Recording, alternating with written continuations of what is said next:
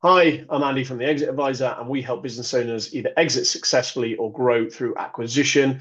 This week, we had Chris Beevers from Virtual Non-Exec on podcast. We talked about the role of non-executives and how a small business owner like you can make the most of using their services, when to appoint one, why, how, the importance of starting with the end in mind, and a whole host of other topics. So sit back, grab a coffee, enjoy the episode, and thanks for watching. But if you want to start by kind of telling us about you and who you work for, virtual non-exec directors, and then Yeah. we can get into it. So yeah, tell us a bit about yourself. So I've had a bit of a winding path career-wise. Started off in supply chain management in Procter and Gamble, so working across Western Europe and EMEA. Um, then moved into recruitment in a private equity-backed firm in sort of 2012, 13 time. From there, after about a year, I ended up joining a startup recruitment business. So I was employee number one alongside the founder. And we went from two of us to about 50 to 60 people in that business when I left about 5.5 years later. So that was a real journey. That was really the making of a lot of the network that I've used since then to go onwards and upwards from there. Hmm. Um, I worked for myself for about 3 years after that, just doing some commercial consultancy, working with a lot of early stage businesses that were either raising money, trying to get some commercial traction or scale. So coming in and working with them to support them around building that strategy, around engaging investors, around becoming investable, and then helping to build out some of the infrastructure within those businesses to really sort of go on that journey. Um, Came back into recruitment about 3.5 years ago. So joined a well-established exec search firm working with private equity firms, both on the way into deals and with assets in their portfolios to support with both exec and non-exec hiring. So I was there for about 3.5 years, as I say. And then a couple of months ago, start of February this year, 2026, joined Virtual Non-Execs. So Virtual Non-Execs has been established for about 6 years. It's an online platform, a curated board platform, really. So we've got about 31,000 members on the platform Cool. today. They are a combination of existing and aspiring non-exec directors, advisors, chairs, and operating partners, I would say. Geographically, the core is very much within the UK, but we have a decent level of membership across the US, across Europe, and across the Middle East. And so we work with a number of investors, so private equity, VC, family office investors, where they're making multiple non-exec appointments over the course of a year. And they use the platform in a sort of SaaS type model. So they pay for an annual subscription and they can engage with the membership and make as many appointments within that as they like. Um, and then supporting individual businesses as and when they've got sort of ad hoc requirements. We then run more, a slightly more discreet search process service to support them with those hires as well. So for me coming into the business a couple of months ago is really to sort of build out that search side of things, Hmm. develop that proposition, grow the team, um, and I guess also support the both investors and businesses that we're working with those non-exec hires to run those processes for them, bring a bit more of that exec search rigor to those processes, and make sure that they're appointing the right people through that, really. Nice. Okay, so you kind of shared which businesses come to you, and it seems like it's a whole range of people. But what is and maybe it's not one answer, but what is the kind of trigger point that makes them think like I need some outside help now? So it's usually one of a couple of scenarios, I would say. So the first one and probably the most prominent one is that they are starting to gear up for some sort of exit. Hmm. So thinking about how they get there, how they get the business in the right shape. Oftentimes that can be a lot of founder-led businesses. So typically those people haven't been through that process before and need some outside support and insight from somebody who's maybe worn the t-shirt, been through it themselves, and can, help them to understand what that process looks like. I would say the other sort of key element that or key scenario that brings people to us is where they're maybe looking for some external investment, so not a proper exit as such, but wants to bring in some outside capital to help them grow, take on a new market, or diversify their services. And usually in those instances, they're looking for somebody with a specific skill set to either open some doors, bring in some investment, maybe make some investment themselves, or work with them to get them in that shape, really. You must have seen there must be like a maybe not an ideal time, but a kind of time window that is really good to find this kind of non-exec support. Where do you think most owners and founders get it wrong, and where would you advise people to start, or when would you advise people to start looking when they're at their kind of journey in business? I mean, the sooner the better is always the answer to that. I think the biggest challenge that we see is when people want to bring in somebody onto the board and their timeline to exit is, 3 to 6 months out. That's really too short of a time Yeah, period for a person to yeah, make any sort of significant, yeah. meaningful difference within the business.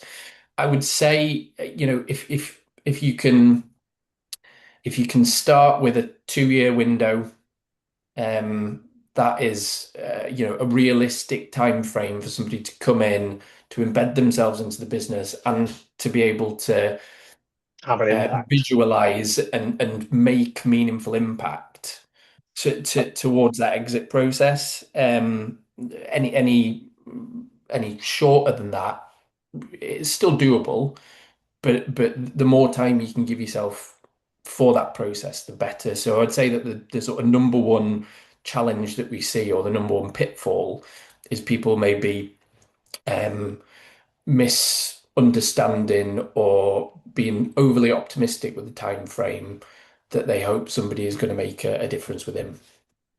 I think a lot of people, much like conversations with fractional CFOs, people don't really know that this is a service or a thing.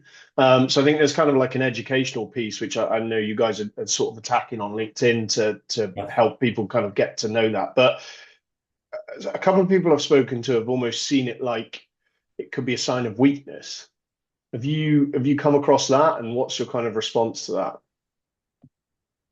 I think that particularly in founder-led businesses, there can often be that wrestle internally within the founder to relinquish an element of control and admit that they maybe don't know everything. Hmm. Um, I think that perception of weakness in those instances maybe comes from within that person. Certainly from an external perspective, I can't think of any instances where a potential buyer or investor would look at that and say, well, we don't want to back this person because they've gone out for external support. I think they would always, in my experience, see it through a positive lens. So I Hmm. think maybe that is just a hurdle internally that founders need to get over sometimes, to come to grips with the fact that they can't do everything themselves. They don't maybe know it all themselves. Yeah. And actually, that asking for help is not a weakness at all. It's going to stand you in better stead with, a potential acquirer or investor into your business. Okay. So let's kind of pick that thread a little bit more then. Let's say that you're speaking, or a business owner's phoned you and said that they're thinking about getting some non-exec support. What does the process kind of look like, and what do they need to have in place internally, or be kind of aware of internally before before they instruct you guys or someone else to help with the NED search? How does that work? So the starting point that I always try and aim for is for them to have a really clear picture of the value that they want this person to bring. Um, I think, just going out to bring in some non-exec support because you feel like that is the right thing to do or it's the right time to do it Hmm. isn't really a constructive starting point. So I would always want to drill in to understand what the board dynamics are like at the moment, who sits on the board, if indeed, there is a formal board, and maybe where the gaps are, both from an experience perspective, a sector alignment perspective, and culturally, are there dynamics at play there that need wrangling or managing, really? I think that's the really important starting point. There's obviously hygiene factors then around the time commitment that you're looking to get from this person, how much budget you've set aside to pay them, how are you maybe going to remunerate them or incentivize them longer term, um, whether that's through some sort of exit bonus or equity-based incentive, something like that. But to me, those bits are secondary. The starting point and the core to that appointment is really why do you need this person? Why now? What are you looking for them to bring? And that is the real sort of kernel to the beginning of spinning out the wider profile, I would say. Yeah, it's a kind of common theme. You've got to start with the end in mind and Yeah. work backwards from that. I guess a lot of business owners, maybe I think in corporate world you get a lot of like 360 feedback from peers, and there's lots of different psychometric tests and personality tests, all this kind of stuff that people can use to kind of assess where their strengths and weaknesses are. I mean, I obviously deal with a lot of smaller businesses, and maybe they don't have that facility. So how do you how do you know what you're looking for? Let's say that you're a small business owner, you're doing 5 million quid and you want to get to 20 million quid turnover before an exit. How do you know what kind of person or maybe people, maybe it's a multiple thing. How do you know who you need? Because there's this kind of like, you don't know what you don't know. And so, Mm, we all know that bringing in this kind of expertise is a shortcut, but many people don't. I speak to a lot of business owners and they're just not even aware that this is a thing. So yeah. how do you bridge that knowledge gap there of this is where you are, this is where you want to get to, and you need to find people that have done that. Yeah. So I think there's no substitute for spending time with the business owner, really drilling down into the fundamentals of what the business does, how it operates, how it makes its money, getting to know and meet the other people that are involved in the decision-making processes and the strategy setting.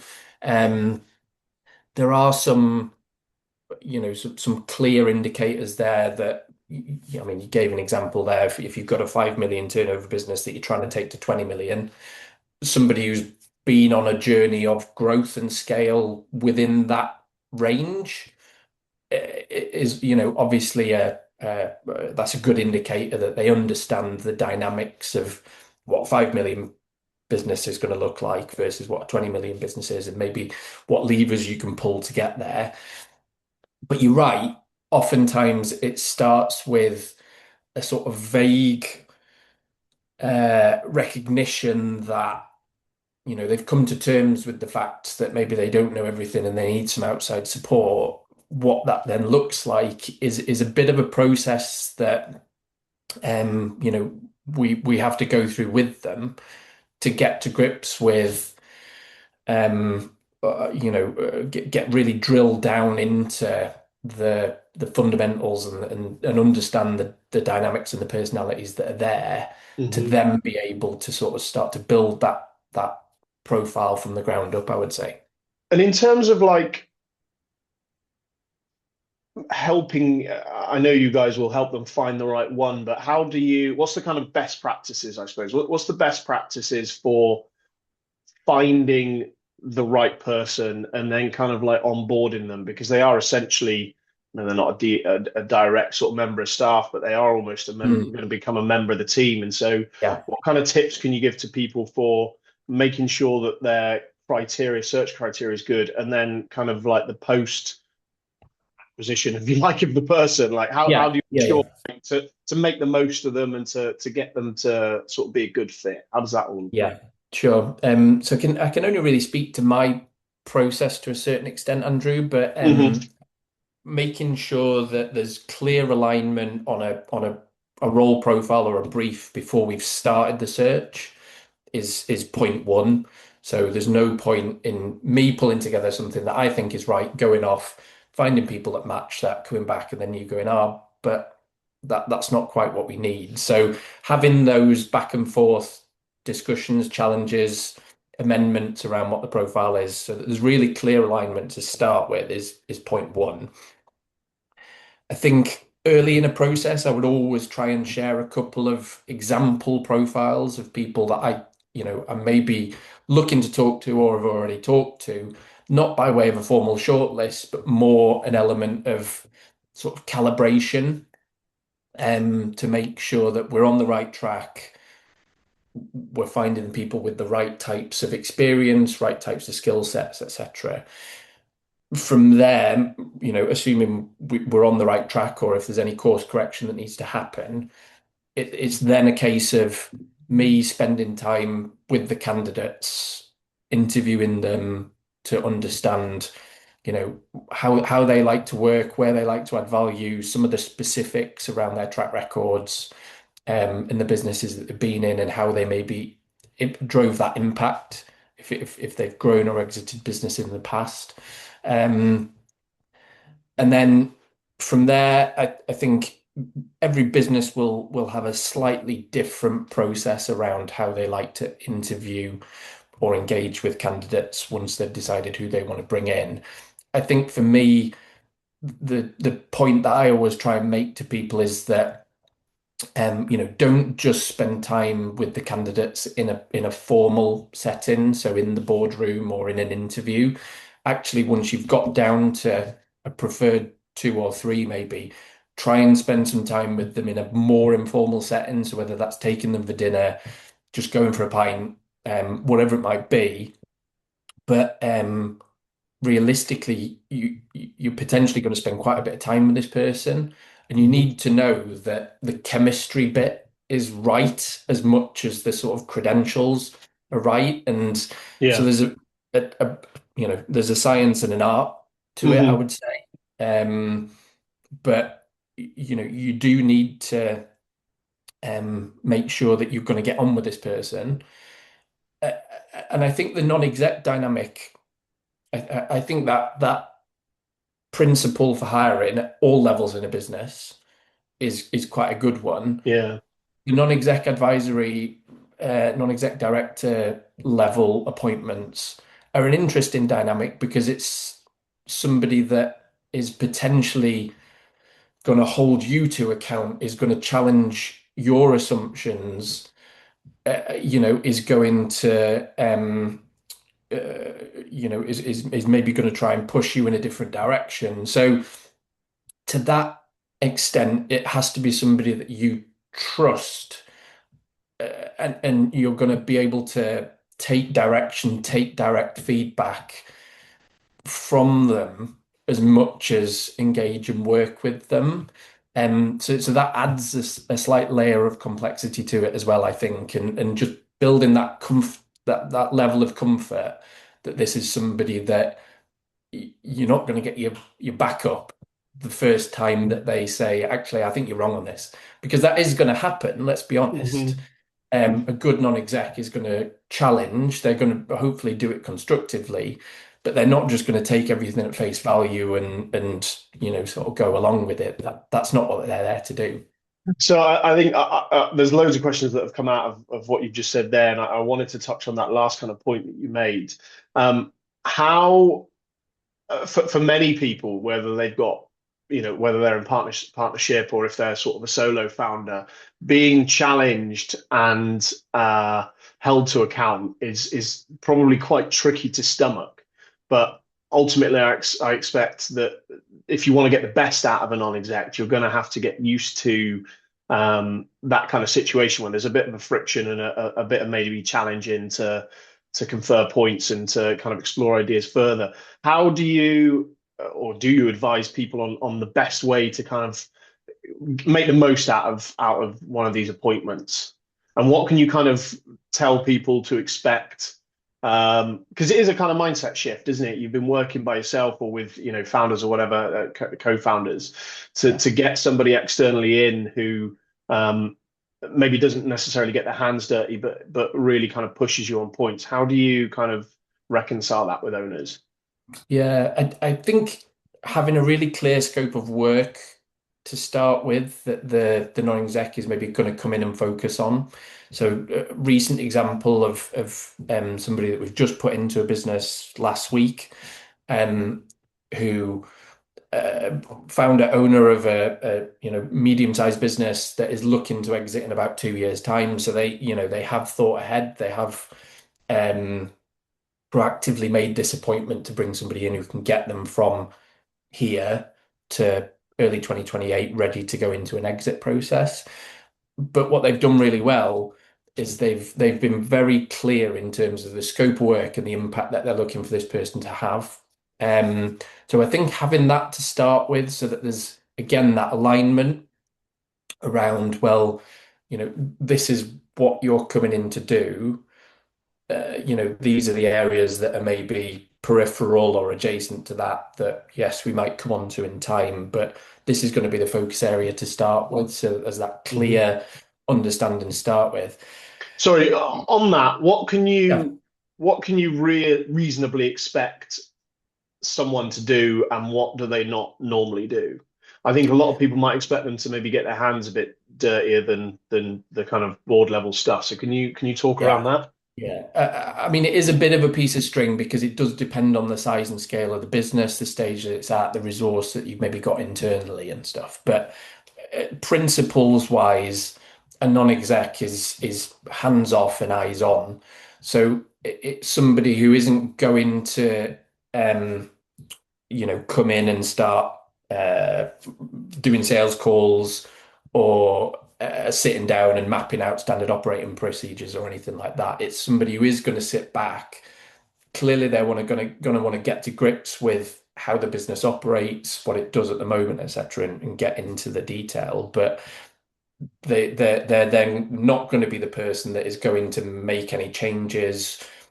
So what they're there to do is really challenge assumptions and bring some external eyes onto things. So, an outside perspective and leverage their experience or insight to help work towards setting a strategy that's going to get you from where you are today to where you want to be in the future, I think is the sort of key thing.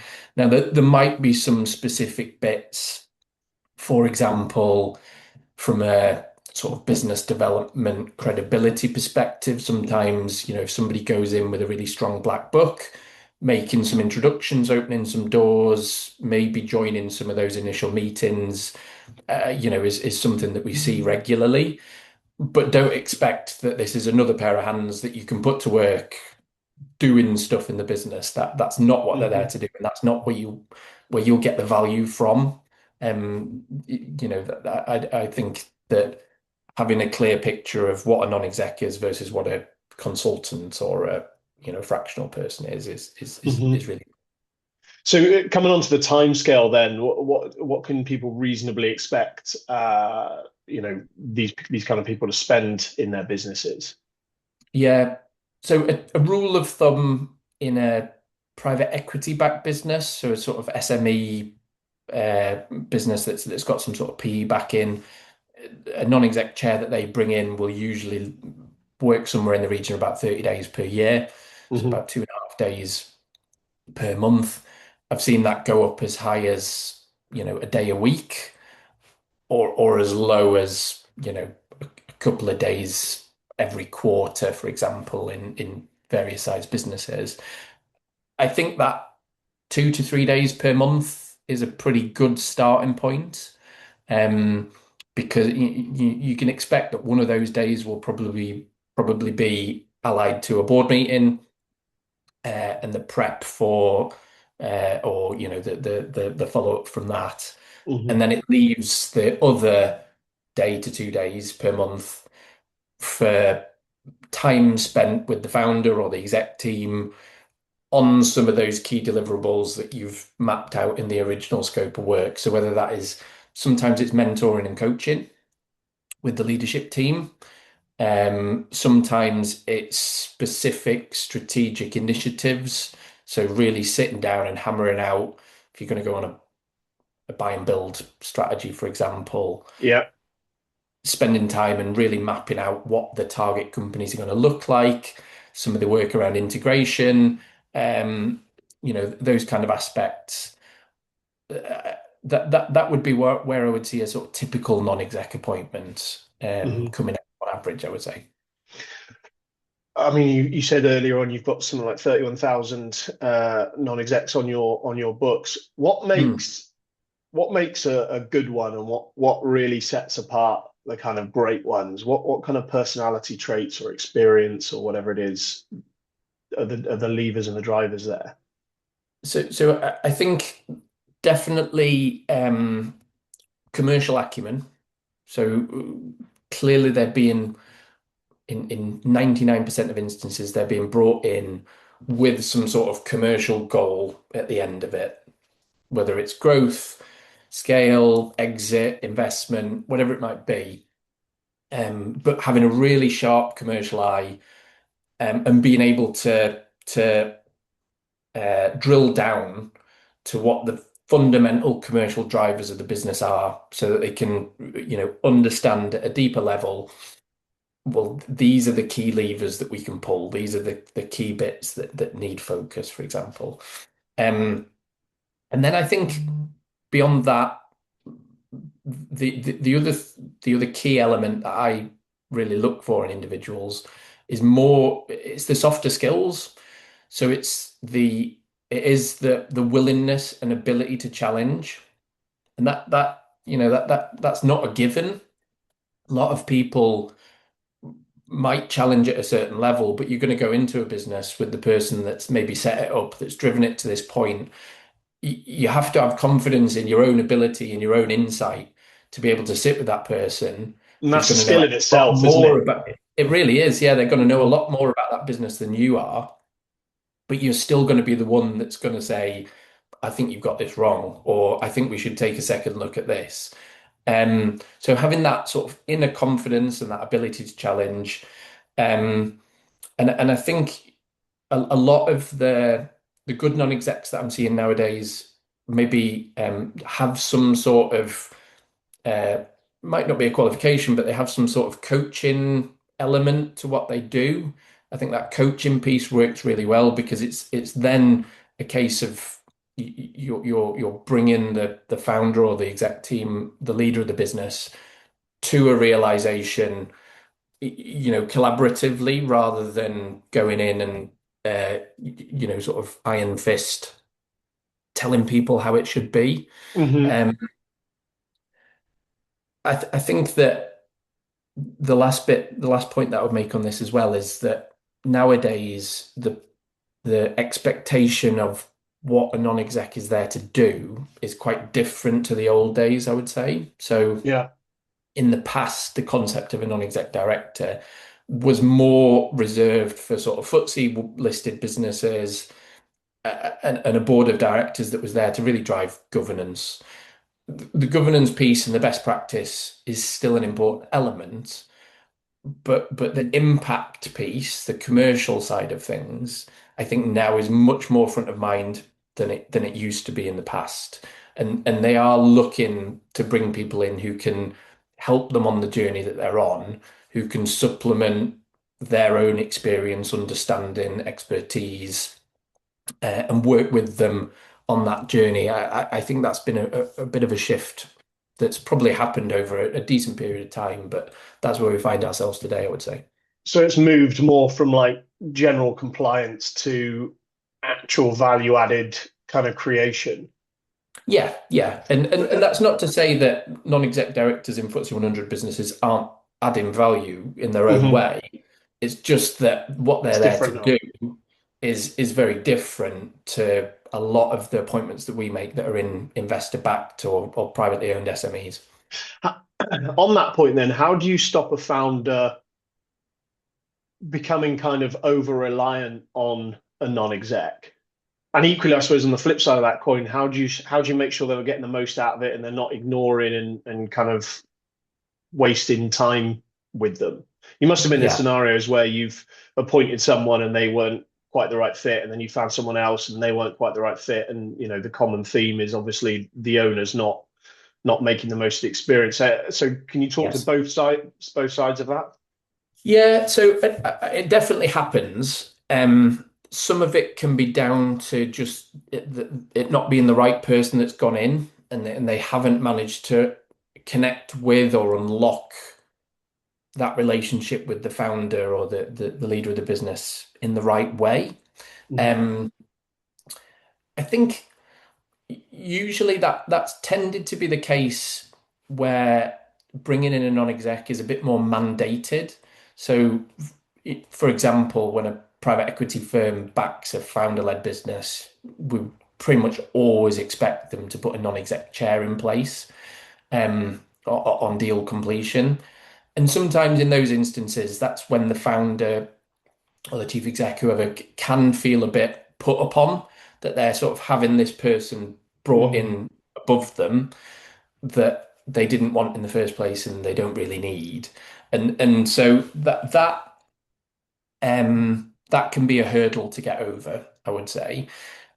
I think in those instances, the really good non-execs make that work. So they demonstrate through their actions, through their engagement, the value that they can add.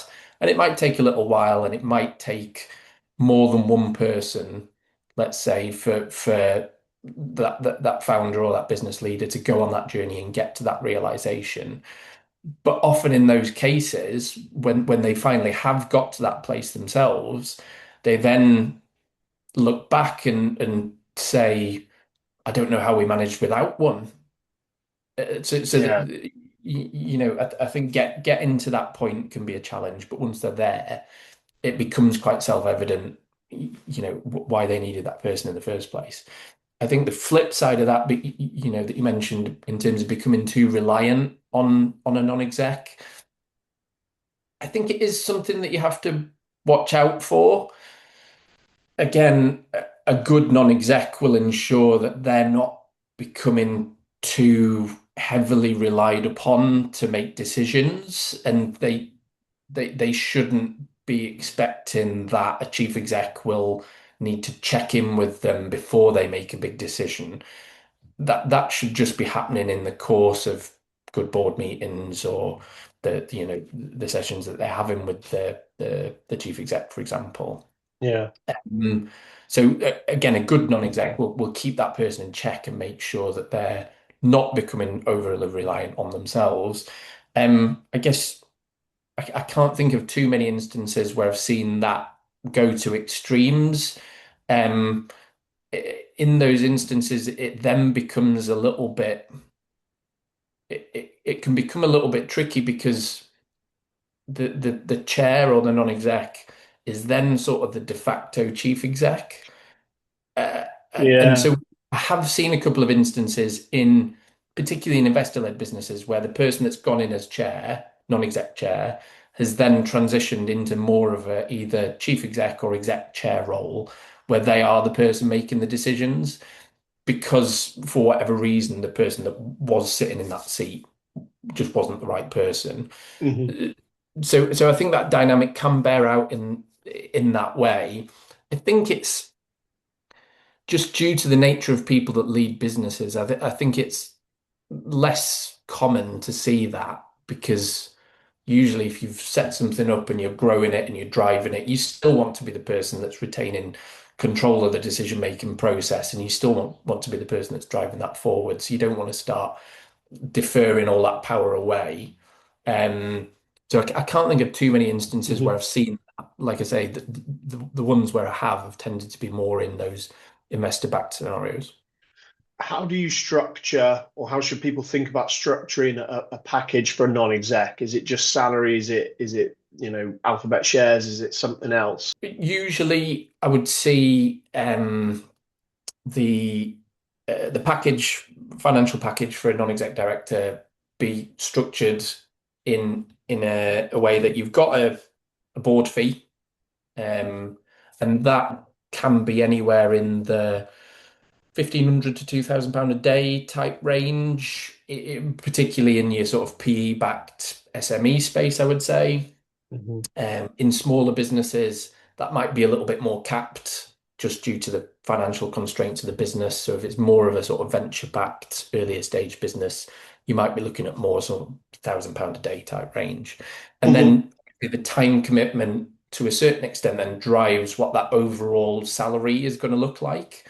So if somebody's doing 30 days a year in a PE-backed business, they might be commanding a salary of 60 grand. If they're only needed for 25 days, it brings it down a little bit. If they need them for more, push it up a little bit. The Mhm. second component beyond the salary itself is some sort of success, kicker, if you like. So that can either be some sort of financial bonus, so pure monetary bonus based on maybe a percentage of exit value or percentage of investment brought in, something like that, or probably more commonly, some sort of equity-based incentive. In a private equity-backed environment, we would usually see a chair invest on the way in. So they'll invest on the same terms for sweet equity as what the PE firm is doing and the management team is doing. So they're really aligned with the wider shareholder group there in Yeah. terms of the outcome. Um, in an earlier stage business or privately owned business, it might be something more like growth shares or share options. So yeah, those are the sort of structures I would usually see.